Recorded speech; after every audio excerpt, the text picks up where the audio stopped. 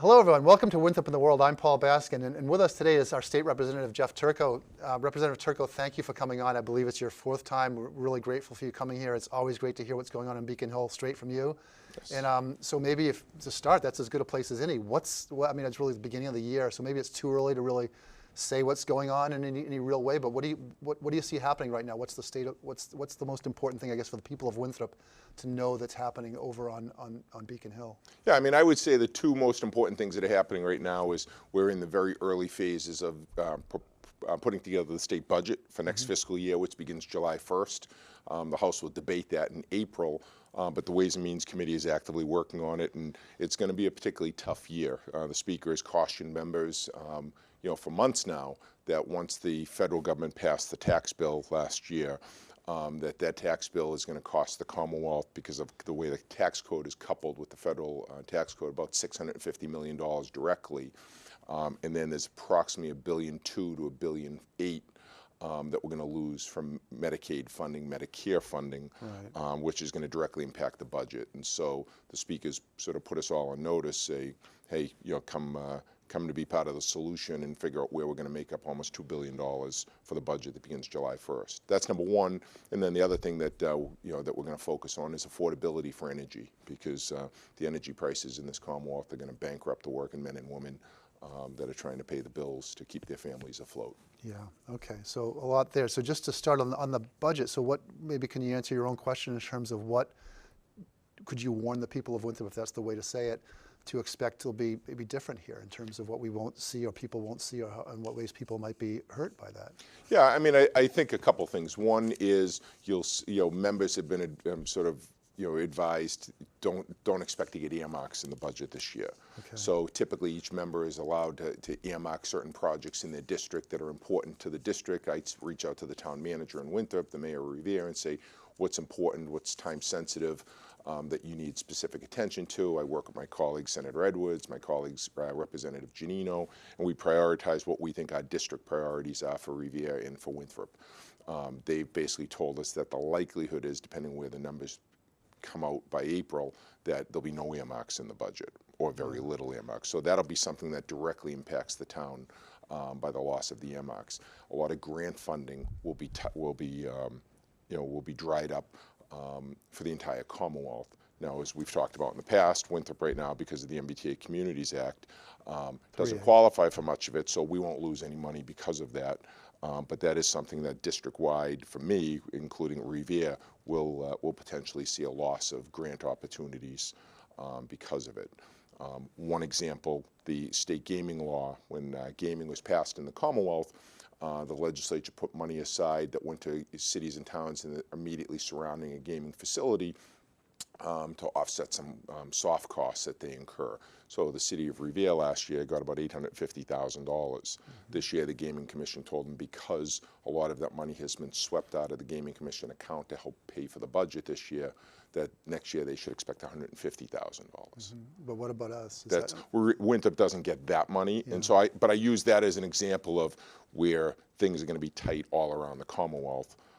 And Winthrop will obviously be affected by the loss of earmarks. Winthrop will be affected by some grants that we do still qualify for, that money will go away or may go away. Do you have even in rough numbers how much money the town of Winthrop gets from the state every year in state grant, and how much of it is affected by what you call the MBTA Communities Act, also known as 3A? How much of what Winthrop has been getting historically from the state seems to be at risk at this point? Yeah. Well, two things. The MBTA Communities Act is one thing in terms of the budget difficulties that we're facing. I mean, Winthrop gets a little more than half of its budget comes from the state, whether it's through Chapter 90 funding for roadway projects, whether it's through Chapter 70 funding for education, whether it's through funds for the Student Opportunity Act, which we have fully funded ahead of schedule, whether it's the cherry sheet money that gives cities and towns general appropriation money to operate their budget. But this fiscal year that we're currently in, we level funded the funding for the municipal side of the budget. School funding went up dramatically, but the funding for the town's operations were level funded this year. And next year they'll likely either be level funded or there may be a reduction. Yeah. So, but as far as as far as what portion of that, do we know, has it been made clear what portion of that is subject to 3A and potentially at loss? Well, there's about 14 grant programs that that are 3A. You have to be 3A compliant to get. Yeah. But one of the things that some of the advocates for development in this town, for 3A development in this town, have repeatedly, I think, misled the public by saying, "Oh, we lost millions of dollars in grants." We've lost eligibility for grants. We haven't lost a dollar in grants. We've lost eligibility, and it's important to be honest with people. If the state puts out a $10 million grant program for 351 cities and towns, it's not fair to go out and tell the people of Winthrop that we lost $10 million because we didn't get a grant. So what I'm asking though is what amount of money historically has Winthrop been getting from the state that now is subject to? Is there a way to answer that question? Yeah, well, I mean, I don't have the numbers off the top of my head, but what I'll tell you is, I mean, there's an anomaly that nobody can forget, is that we had the most powerful elected official in the history of the Commonwealth as our state representative and our speaker, and Speaker DeLeo. And so if you look at, the Winthrop Center, the French Square project, I mean, Speaker DeLeo was able to sort of use his influence and his power to get us millions of dollars to do that project. But how about in the window between when he was speaker and 3A? Is there a way to look at those numbers in those years and sort of say, oh, that's at least a rough ballpark of how much money we're talking about? Yeah, I mean, as I said, I don't know the numbers off the top of my head, but what I can tell you is, I think even the administration's trying to figure out how they're going to handle this. So I'll give you an example. It was just a year ago that on the night of the Governor's State of the Commonwealth address, they came out and announced that they were going to hold back fire safety equipment grants to communities that were non-compliant. And then they realized what a boneheaded idea that was, that it would endanger members of the fire service that go out and protect us every day. And the governor immediately ordered her team to fix it and to restore the grants. And so we just saw that, I believe it was in the city of Lynn. There was a community where they held back money for an educational program to teach kids how to read. And the governor stepped in and said, no, we're not going to do that because of 3A compliance. So I think a lot of this is sort of the administration is still trying to figure out where it plays out, how it plays out. Yeah, so I was going to ask, because it seems like at least some of these grant money is discretionary. I know in education, we've been trying to ask about that question, and we're told that it's discretionary, and then they don't answer the question of, well, how is the governor planning to exercise that discretion? Right. You don't have any more clarity on that yourself? No, because they haven't figured out what they're, I mean, I'll say, that, I mean, I think the governor is a fair-minded person, that when I talk to her about issues like this, I don't think it's her intention. I think she's been ill-served by some of the people around her with how they've tried to implement this program in a draconian fashion. And I think once it's then brought to her attention, she seems to bring some level of thoughtfulness back into it. Even if I don't agree with the ultimate conclusion, but it comes out, again, like the fire safety grant. I mean, I point blank said, like, this, you're going to endanger people. Nobody's going to blame Winthrop for not passing 3A. If somebody gets hurt, they're going to blame you for withholding the fire safety grant. And they quickly fixed it, which I'm grateful for. So you put forth a bill to repeal 3A, and that sounds like it's not going anywhere. There was an attempt to put on the ballot for 2026 a repeal question. It seems like that didn't get enough signatures, so that's not going anywhere. I'm just sort of trying to think what Winthrop's options remain. It sounds like maybe what you're sketching out a little bit here is maybe is a grant by grant strategy of, like, each time Winthrop potentially loses a grant, say that, oh, well, that grant is important to us and somebody could get hurt by or harmed by it not going through. Is that kind of the way to think we're going to handle this now? No, I mean, I think we're going to have to, we're going to see it now. It's an election year. And so the governor and the attorney general are going to have to make a decision. We talked about this before. Do they want to go out and sue Democratic towns to try to get compliance with this law? I mean, there remains sort of this hypocrisy behind the whole law when the administration sort of says, wink, wink, it's not about building, it's about zoning. But yet then they say we need 225 to 250,000 new units.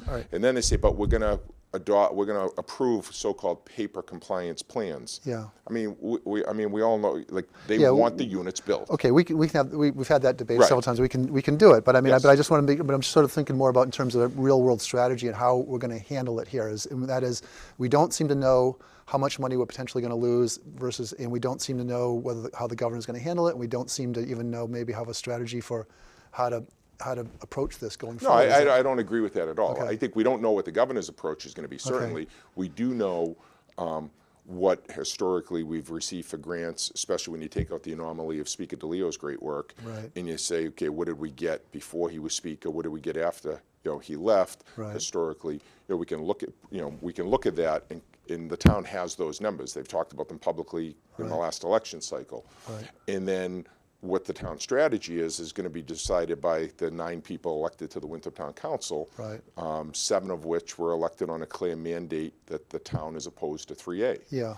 And so now the town council is going to come together, and they're going to, many of them are new, obviously, Right. and they're going to come together and they're going to put together a strategy over the next couple of months as to what they think the solution is, how to Right. address this. And I think that the people that elected them deserve to give them an opportunity as new members of the council to come up with what they think is the proper solution. And matter of fact, I almost remember you cheering the night of that election when that happened. So you were very happy that slate got elected. But do you have any sense to the answer to that question in terms of what they fundamentally plan to do and how they plan to approach it? And are you advising them on that? Yeah. No, I think that each one of them brings their own background and life's experience to this. And they'll sit down as a council and they'll come up with an approach. I wouldn't deign to tell them what they should do. If they ask for my input and my insight, I certainly would enjoy being a part of the discussion. Yeah. But I think that they need to first, it's really critically important for the town, for the new members of the council to be able to build a working relationship and a trust with each other, Yeah. so that they can first figure out, okay, what's important to each one of them. Right. So then they can go forward and say, okay, is there a workaround here? Right. That we can do that's consistent with our campaign of being against 3A and Right. gets the town to some level of comfort with the state. It's interesting you saying that. Sort of make you think, how like-minded do you feel this group of new town council members is? It sounds like you know them pretty well. Do you feel like are they a monolith and sort of like that, and they're all sort of taking their cues from either the town council president or something like that, or do you feel more that they're all very different individuals and potentially there could be some surprises in terms of what we see coming out of this?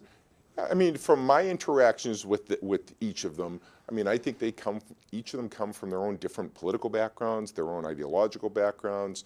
Like, there's no consistent strain that goes through it. But I think what happened was there were people that the one consistent strain is that they love Winthrop. Mm-hmm. They want to see Winthrop succeed. They want to see Winthrop remain the special place that it is. And they were sort of forced into this slate thing that we saw in the last election because the people on the other side chose to run a slate. Yeah. It had never happened before in the history of the town. And they went out and they ran a slate, and all on the pro 3A side, Right. In part with the governor's PAC sort of encouraging that. And so then, it forced people that were against 3A to say, do we stand up, we stand united, we stand, Right. and divided we fall. What do you make of the fact that the town council president in his inaugural speech, I don't think mentioned housing really or 3A at all? What does that mean to you? Does it mean that does it mean it's a settled issue, or does it mean that it's too difficult an issue? Or what do you make of that, if anything? I think that's a great question to ask the council president. Well, we plan to, but I think you and he are. Yeah, I mean, I was there. I heard his speech. I thought it was a very heartfelt speech. He was grateful. He expressed gratitude to people that have, committed themselves to the town over many, many decades and many years, some more recently. And I think he talked about what his priorities are. And he made it clear in the last couple of election cycles that 3A was not his priority. Yeah. So we shouldn't be surprised that a guy that ran against 3A didn't promote 3A during his speech. Well, I didn't Or necessarily housing. I mean, or even talk about it at all. I was really Right. asking, but okay. Just on that topic, the topic sucks up so much of the energy. But Yeah. I do have to ask you this, which is that the town council president, after the tree grant was denied, and that was a case where the state pretty clearly said we would have won this grant. It wasn't just didn't apply or whatever. This was the state saying we would have won this grant money, $100,000, and we're not getting it because of 3A. The town council president wrote to the state asking them to reconsider it. Tony Marino, the town council, the town manager, similarly has written, or at least he made a comment to the fact that he's asking the state to reconsider the denial of, or at least it's not denial, but it's a $2 million earmark that I think Senator Edwards got set aside for taking down the school building where the fire station is going, and that's apparently in question now too. So there's these two cases where the town is asking the state in specific instances to reconsider. what do you know about those, and do you think are those likely to happen? Are you sort of working things from the inside on that too? So the tree grant, they haven't reached out to me on to ask my assistance, but the $2 million grant, so I had a $1 million earmark, and it's very important to explain to the public what we're talking about here with this $1 million that I got, $2 million the senator got. So we passed bond bills, and bond bills are what's called bond authorizations. And so we passed a $5 billion housing or $6 billion housing bond bill, that money can be spent over a 5-year period. But what's important to note is of that $5 or $6 billion, every year the Commonwealth can only authorize a certain amount, or can only spend a certain amount of bond money. Okay. So the bond cap might be $800 million. Okay, can we, let's... I want to dumb it down a little bit, but right. but it's important to know. So we might authorize $2 billion a year that the governor can choose from, but she can only spend $800 million of that. Okay. And so when we put an earmark in for $2 million or $1 million, there's no guarantee at all that money will ever come to a city or town. All it is an attempt to keep you in the game. So the $2 million that we're looking at potentially to help defray the cost of taking down the school building for the fire station, what do you think are the odds of the town getting that money? I mean, I've talked to Senator Edwards directly on it, talked to people in the administration. That is not 3A compliant. It's the housing bond bill was the provision, the earmark is not a 3A compliant. Yet it seems to be an issue. Because the administration, it's a discretion, because the governor has $2 billion she can spend, and she can only, we authorized her to spend pick from the $2 billion. So she can't say I'm denying this $2 million because of 3A. She can just deny it without a reason, and that's what we're looking at. Correct. And does it seem like, is that an example of a case where actually things might be worse than we think they are? Because in addition to whatever the state can deny as a direct result of 3A, we have given the governor discretion to say, well, you know what, on a day where I can choose grants, I might kick out Winthrop because it's giving me trouble. Yeah, I mean, absolutely, the governor has the right to do that. But again, that assumes that she's petty. And I mean, I know the governor. I don't believe the governor is petty. I don't believe the governor, I mean, she proudly came to Winthrop when she was running for governor, had an event at the Elks. Yeah. The room was packed. I don't think she is the type of person that, you would grind that axe. I mean, this was Charlie Baker's law. It was thrown in her lap.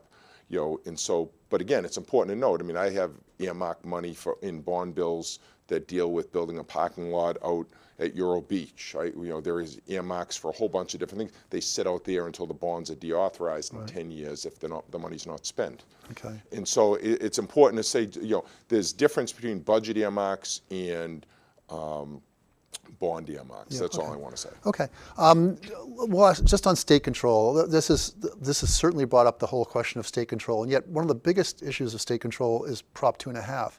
Is Prop 2.5 something that the state shouldn't have any business in telling the town of Winthrop what it should be doing with its budget, or any other town for that matter? I don't think it's state control. It's the people of the Commonwealth, because they were fed up with cities and towns raising their property taxes exorbitantly, went out and they ran a statewide referendum question, inspired by California. Right. And they went out and they put Prop 2.5 in. It's still state control. No, but it wasn't the legislature coming in and saying that we're going to put a limit on how cities and towns budget. It was the people of the Commonwealth standing up and saying that. Okay. I mean, and that's direct democracy is the greatest thing that we have. Okay. I think I know the speaker's not happy that we're going to have 8 or 10 ballot questions on this year, potentially, on the ballot. I think it's great that people stand up and say they care enough to go out and collect 78,000 certified signatures. Yeah. But I also think the process has been corrupted with these paid signature gatherers. It's not you and I going out in our local convenience stores collecting signatures anymore. Right. It's all big money interests that are going out collecting, and that's the part that I think the speaker's concerned about and I'm concerned about. One of the main things I want to talk to you about today, because we've been talking about this on sides, which is energy policy, transportation policy, how they work together, housing fits into that as well. You had an exchange with the governor a few months ago on net zero, the net zero mandate. You kind of took her on fairly directly on that and had some criticisms of what it is. Maybe could you explain, folks, what is the net zero mandate and why it should matter to people in Winthrop? Yeah, so the Commonwealth, because of concerns about climate change over the last 5 years, 6 years, have passed 3 major climate bills. Mm-hmm. And those bills have set very aggressive targets to reduce carbon emissions. And as part of reducing carbon emissions, we've increased surcharges on your gas bill and on your electric bill some of those, particularly on the electric bill, some of those surcharges support mass save. And the goal has been to reduce carbon emissions every 5 years, 2030, 35, up to 2050. And the goal has been to reduce the carbon emissions, to use the surcharge money to pay mass save, to go in and do energy audits in your house, to insulate people's homes. And the homeowner would pay 25 cents on the dollar. Mass save would pay 75% of it. To encourage people to go to electric energy efficient heat pumps instead of carbon generating fuel. The simple reality is the Commonwealth was on the way to doing that, but it's like the chairman, I'm on the Telecommunication Utility and Energy Committee, and that's where I had the exchange with the governor. And the Senate chairman, Chairman Barrett, who's a big supporter of this, has been very direct. We're going to make people pay a heck of a lot more now so that in 30 or 40 years they'll save money.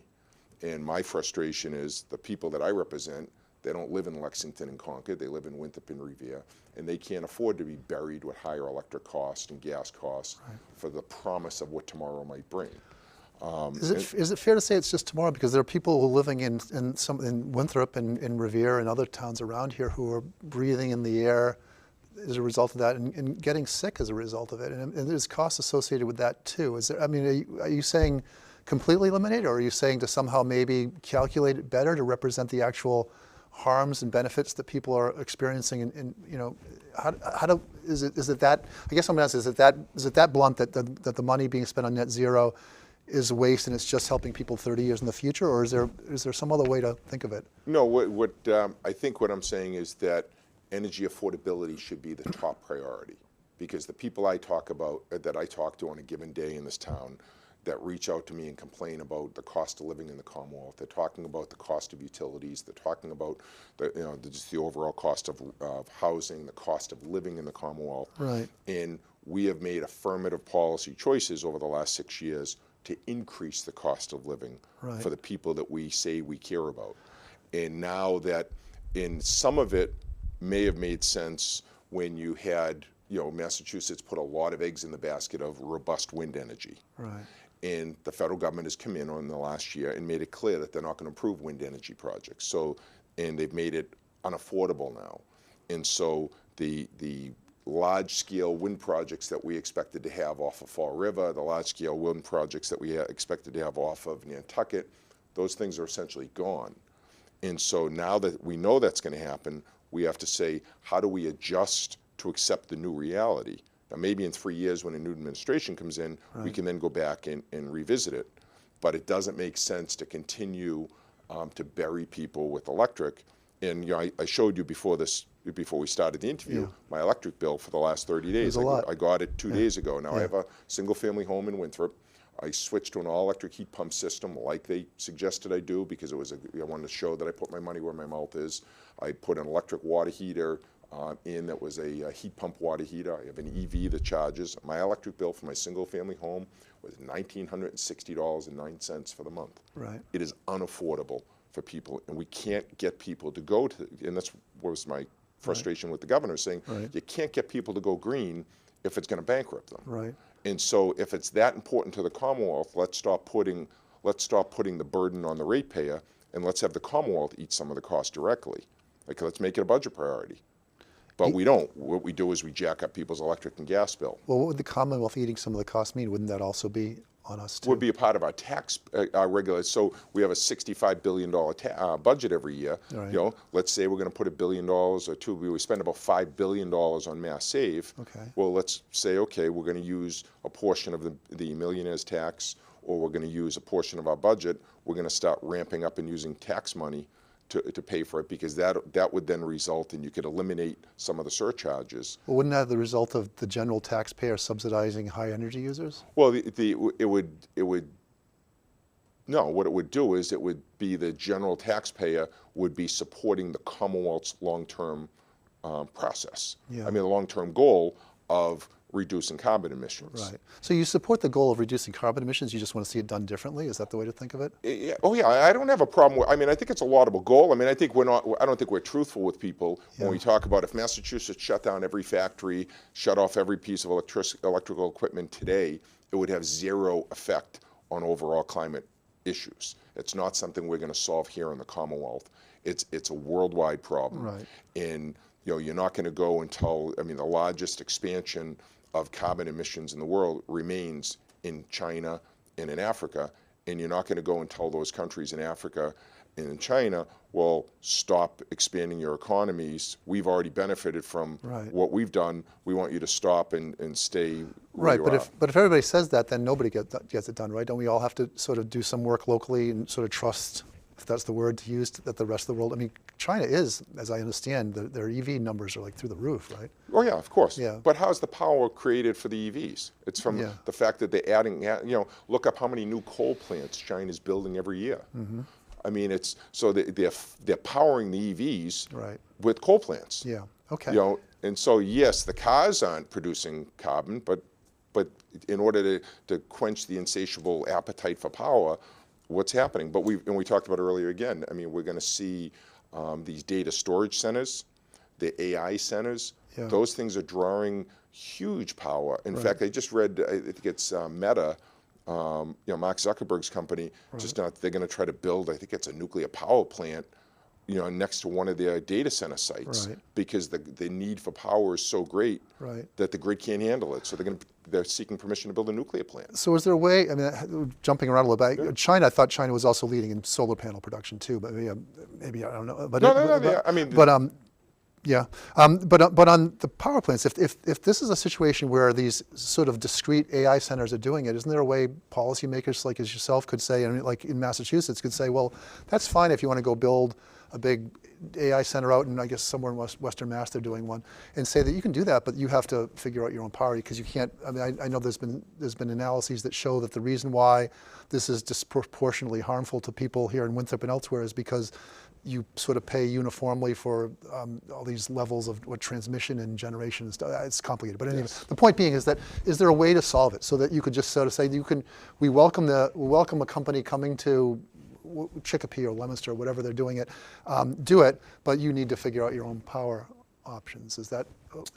Yeah, I think that may be some of it. I think. Again, that's what Meta's doing by saying they want to build their own power source. Massachusetts in the early 80s, there was a ballot question that said you can't build a nuclear plant without a vote of the people. The governor, in her bill, her affordability bill, Section 50, I believe it is, would remove that requirement. Something like 80% of the people of the Commonwealth that were there at the time that ballot question was voted on are no longer here. And so she's saying that we should be able to look at nuclear. It's one of the safest, cleanest forms of energy, carbon-free. Do you agree with that? I support nuclear, absolutely. Yeah. Would you want a nuclear plant built? What if they put on Deer Island? Well, you have to look at where, for example, 3 Mile Island, they're reopening the reactor that melted down in the 70s. And one of the ways they're doing it is because instead of these huge, large reactors, they now put several small reactors within the complex. And so I'm totally comfortable that the nuclear, I've been invited up to UMass Lowell to see their nuclear reactor that they have up there. Much smaller, there's only two in, I think 2 in Massachusetts, MIT and UMass Lowell have nuclear reactors on their site, on their campuses. When you listen to the technology, you listen to the people talk about the technology and how it's evolved, it's a safe and clean and massive source. The difficulty with nuclear energy over time is it's been so highly regulated and it's taken so long from proposal to generating electricity that it drives the cost through the roof. Washington's made it a concerted effort to say we're going to shrink that time period now because we want to see it. We want to see more nuclear. So I'm serious. I hadn't even thought about that. But would you seriously suggest if we could do it, we could put one? I know there's a windmill on Deer Island. If we in that parking lot there, if we were to put a small nuclear reactor there, would that potentially be viable? If the MWRA came to Boston and came to Winthrop and came to Revere as the neighboring communities and said, here's our proposal, and it was backed by science, of course I would support it. Interesting. Okay, no, that's fine. I know it naturally gets people freaked out. I remember as a kid when Seabrook was being built in New Hampshire. And everybody went crazy about, you're going to have a nuclear reactor up there, and what's going to happen with traffic and danger if it fails, we're all going to die here. But I think it was Governor Sununu at the time was like a nuclear physicist or something, and he I mean, and we haven't had a problem.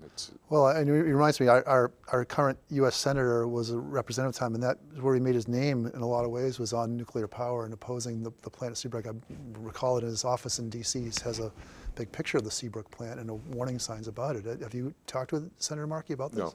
Okay. Do you think there's room for movement on that kind of thing? Well, I mean, I don't think he's going to. I mean, I think it's going to be an administration decision, which, I mean, they have actively said that they're pushing it. They're working to shorten the process to get the permitting process.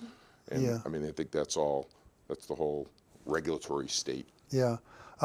Okay. So we're on the net zero. What do you see happening on that this year? What's likely to happen on it this year? So in November, the Telecommunication, Utility, and Energy Bill, Chairman Cusack, my chairman, put together a bill that I proudly voted for that would basically suspend the 2030 and 2035 requirements as mandates and say they're goals instead of mandates, and basically focus on affordability as being the priority, to give working people rate relief. Right. And so that's what we're working on. That bill drew a lot of hue and cry from the environmental community, saying, "Oh, you're giving up the mandate, and it's bad." But they're not looking at the reality. Pennsylvania just pulled out of the Mid-Atlantic Compact because the changing circumstances out of Washington about what they'll support, what they won't.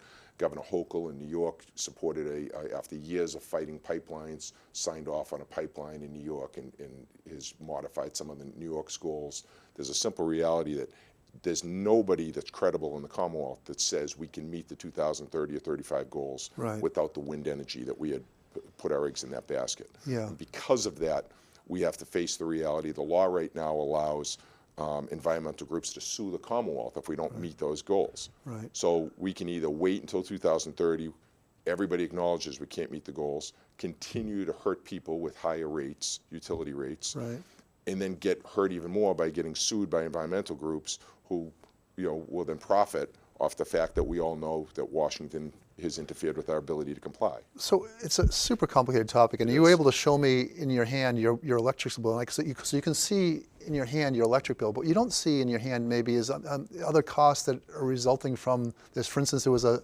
NYU study not too long ago that looked at storm damage, and I think the number was something like $540 million worth of storm damage in a few years in Massachusetts, much of it in Suffolk County. So you don't get a bill for that. It's not like something's going to mail you a bill and say this is your storm damage bill, or other kinds of costs, people getting sick or having cancers or all kinds of other things.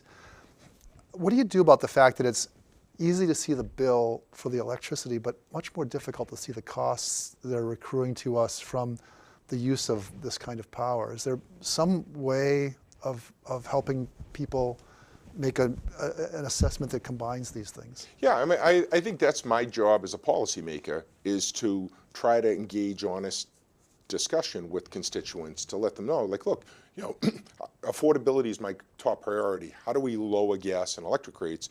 But at the same time, recognizing, like, we do recognize there's a problem with some of this stuff with climate change. And so we can't just ignore it. And so there's got to be a balance between pushing down the prices because we've made our Commonwealth unaffordable for working people, and also saying that we need to invest in addressing some of these issues that we have control over. We're not going to solve the rising tide problems around Winthrop, as the town of Winthrop, or we're not going to solve them by surcharging people into oblivion on their gas and electric bill. It's a much bigger problem. And so, we have to have those discussions, and again, then say, who pays? Is it, this is a Commonwealth large project, and so should the ratepayers be the ones that get crushed with this stuff, or should it go on to our regular tax roll and force us to make more difficult decisions about what we choose to fund? Okay. And I think that, to me, is where the debate should go. I mean, it's sort of like the water rates over the years, and we won't have time to talk about that today, but the MWRA, a lot of cities and towns, the statute that created the MWRA says that cities and towns are allowed to charge the ratepayer, or the users, the direct, whatever the MWRA charges, plus the direct cost of delivering the service. Right. Winthrop's budget, for example, has a line indirect cost of delivering water service. it's been something that's been in my cross since I first ran for office in 2010 at the local level, is it's not allowed. And one of the things that happens is there's no 2.5 cap on water sewer rates. They can just keep getting raised. Whereas if you put those indirect costs, if they were on your tax bill, they would be subject to 2.5. Is that something Winthrop is uniquely doing, or is that? No. Okay. That's why I have legislation that I'm pushing that there's resistance to, but that would mandate that the MWRA should do audits on every community in its jurisdiction every 3 years to audit to find out, are they complying with the mandate to only charge the direct cost plus the cost of delivering. I see. No. Yeah, well, Representative That's a whole nother can of worms. We'll hopefully we'll get to it again next time, because Yes. we're not really running out of time, but we always do, and I leave half the questions. But I do, if I can finally, we talked about the governor and Senator Markey. They both, there's elections coming up. Yes. So are you able to say whether you support those two for being reelected to the positions they I both have? donated to Senator Markey already, and at some point I probably will. I personally donated to Senator Markey. Yeah. I've known him since I was in high school. I don't agree with a lot of his politics, but I will say that no federal official, and I'm a big supporter of Congresswoman Clark, her staff, but Senator Markey has the best staff when it comes to constituent service. When I have somebody call me and say they have a problem with the passport service or Social Security or a Medicare issue, Medicaid issue, there's no better staff than Ed Markey's in the entire country, as far as I'm concerned. He has hired people and said, your job is to help people, regardless of what their views are, regardless of what their background is, help my constituents. And I applaud him for that. And he has an affinity for this area too. And I think that that's important as well. So. And the governor, you're just as enthusiastic there too? Yeah, I mean, like I said, I like the governor personally. I text the governor, and I tell her when I think she's got it right, and I tell her when I think she's got it wrong, and she's responsive. I won't reveal the subject matter, but I happen to be leaving my office one day, and I look up, I see the state trooper. So, it's the governor's security detail. I look, she's walking down the hall by herself, so we sit there, we talk for about 15 minutes, and I said, look, Abe, she goes, how's it going? And she talked about some bills she asked me to support. And then I said, these are 3 things that I think you're getting hurt by your own team.